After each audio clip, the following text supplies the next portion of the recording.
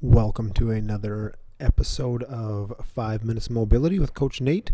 Today we are really focusing on the quads and the hips, a little bit of back work in here as well, and a little bit underneath the inner hamstring. But mostly we are doing the wall of pain stretch here, and we're going to get into those hips.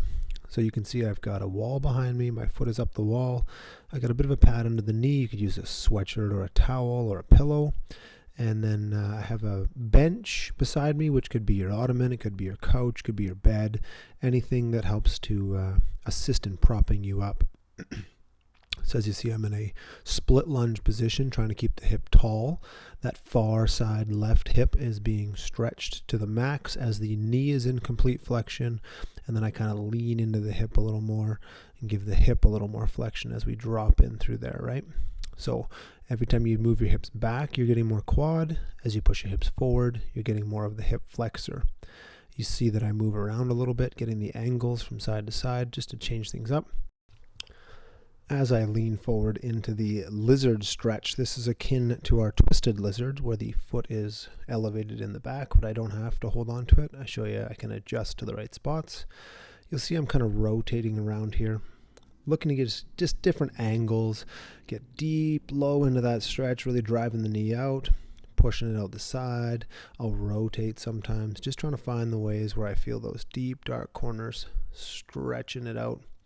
I like using the bench for a bit of assistance, driving the knee out, kind of really digging around. Like I said, you find those deep, dark corners, get a good stretch. You'll feel some of this underneath the front leg, as well as through that back hip and quad area. This looks just like the twisted lizard, except for my hand is up on the bench for assistance. Again, just dig around in those corners, find those dark spots that are the most tight, and really stretch them out.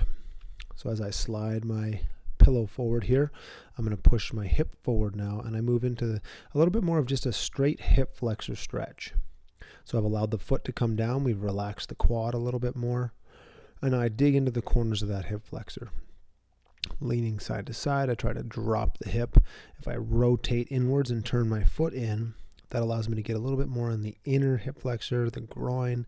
As I go to the outside and lean away from it, I'll feel a little bit of the IT band, and just trying to dig in around in each of those spots. I need to adjust my positions here because I'm trying to stay on camera, but if you've got a good setup, you could just switch your legs in the positions that you're in. Again, give you the example of seeing the iPad in use. I've got my post-workout shake there because it's very important to make sure that you're eating properly, recovering after your workouts while you stretch, as well as just having the iPad there kind of takes my mind off some of the things, helps me ease into the stretches without stressing too much about them. I can accomplish a few things that I want to do, whether it's a mindset video or some business mentorship stuff that I've been working on, those kind of things. Or you can just watch some Netflix, whatever works for you. So again, you can see as I lean back, I was getting a lot of hip flexor and quad, and now as I push it forward, I get the quad relaxing a little bit as the knee joint isn't quite as flexed. Again, as I shift around side to side, I'm getting different angles, finding that spot that I'm getting the most balance. You see the front foot, I'm trying to keep it in a bit of a squat position so the knee is shifting just outside the ankle most times. Right now my ball of my foot is coming up, but normally I'm keeping it pretty flat in that squat position. And I'm really focusing on the back right now. I'm kind of pulling the foot into it, just a little bit different angles, right? As I twist around, I find them at that minute mark. So I'm going to stretch it forward a bit down to that lizard again. You'll really find this is a really strong stretch in that twisted lizard position. It allows you to really get low. Your foot is held up so you don't need to hold on to it. And you can use both hands to manipulate the rest of your body.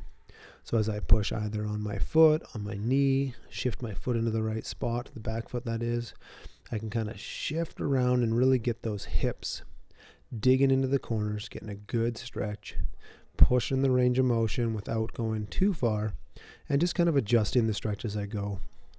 As always, we're continuing to stay active in the stretch. Sometimes I'll be firing the hip or the muscle that's being stretched and then relaxing it. Just trying to see if I can increase a little bit of range without pushing too far into discomfort. I want to be in that 4 to 6 range in terms of discomfort, where I'm feeling a good stretch but not too much. Again, just like the other side, I slide the foot down, move the knee forward, and now I can focus just on that hip flexor area because I've let the quad relax. Driving in there, using the bench to keep myself somewhat upright. Kept my core engaged. If you saw, I kind of tapped my belly earlier to make sure that I know that I'm keeping my core engaged there, so that way the stretch occurs into the hip flexor. As I dig around and work those corners, I can feel it really loosening up. This is one of my favorite circuits to do. It's just really good to loosen up those hips, and it tends to help a lot with the low back. Have a great day, guys.